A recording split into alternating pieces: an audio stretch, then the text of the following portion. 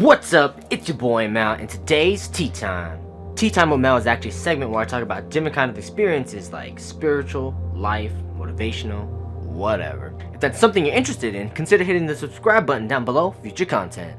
Today's segment's actually about how teachers change lives. Hopefully you came with a drink, and if not, press pause right now to go get one. Welcome back. Now let's get started.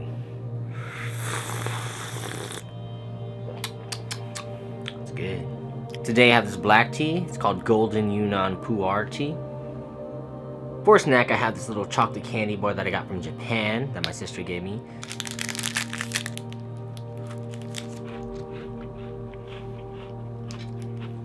Good. Teachers change lives. I'm not being biased just because I'm a teacher. Actually, I would not even be here if it wasn't for my teachers. You wouldn't be where you are right now if it wasn't for the influences in your life, as well as your teachers. Whether they're good and they change your life, or whether they're not good and they're just really unpleasant and not fun to be around, there is always some sort of impact.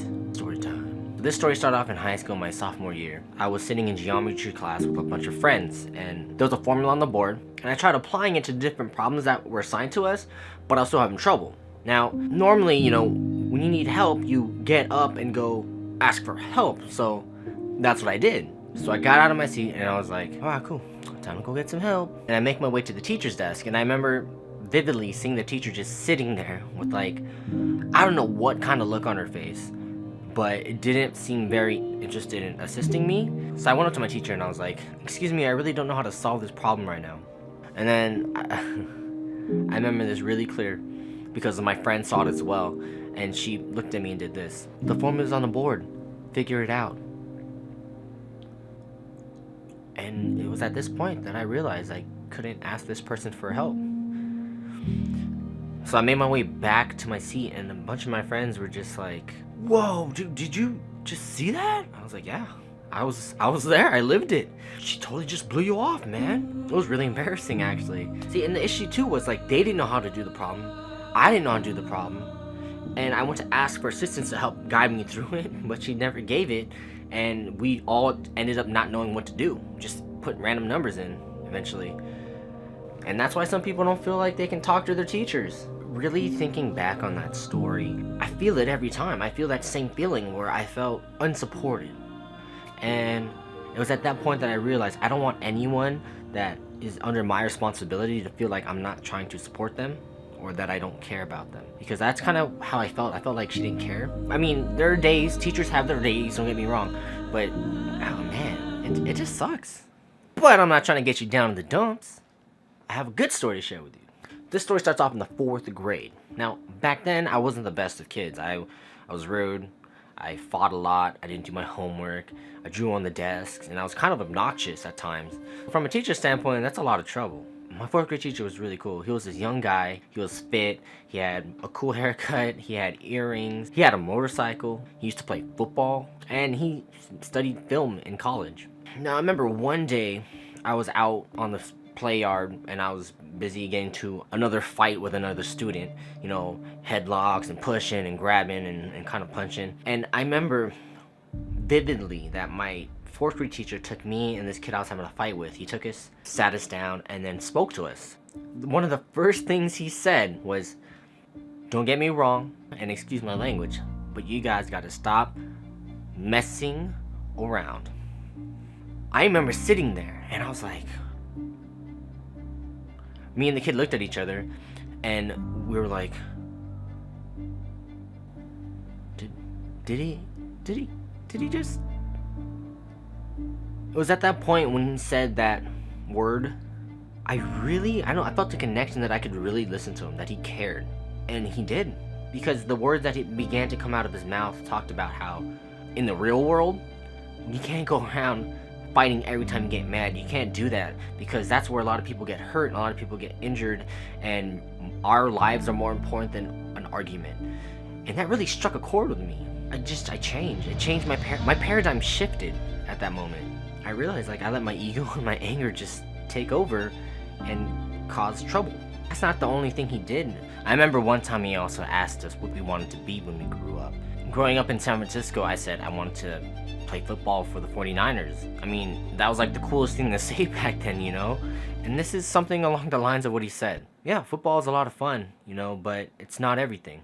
One time I was actually playing a game in college and I tackled a guy in the wrong way. I felt a shock go up my spine. And I remember laying there just in shock, hoping that I was not paralyzed. And that's when I realized that football isn't everything. Your education is more important, because without an education, if I did go pro and if I did get hurt and I didn't have an education, I would be nowhere. But with an education, you could still get a job, you could still do something. Education is the first thing you need to focus on, not sports. And I was just like, wow, makes a lot of sense. He really changed my mind on my priorities, my goals, my dreams, you know? That way I can just pursue whatever I want in the world, and I can always fall back on being intelligent. And that's what I try to tell my students every day. I tell all the students, actually, in the school. You should focus on your education, so that way you can lead a better life in case something happens to you. And I always give them the same analogy. If you're playing sport and you get hurt, what can you do next if you don't have an education? And I'm not saying have degrees or something. I'm not saying that. I'm just saying, like, if you don't take the time to better yourself, to be smarter, to be more open-minded, what do you have, you know? Don't get me wrong, I've had many influential teachers in my life, but as an elementary school teacher, to this day, I still think about them when I interact with students. I still think about the impact that those couple conversations had on me to guide me to be who I am today. I'm always trying to live up to that moment, to how I felt, just by being real, just by showing that I care, just by giving real life advice and not just numbers and statistics and dates. That heart, that's what matters. So here I am, living my life to be not just like them, but better.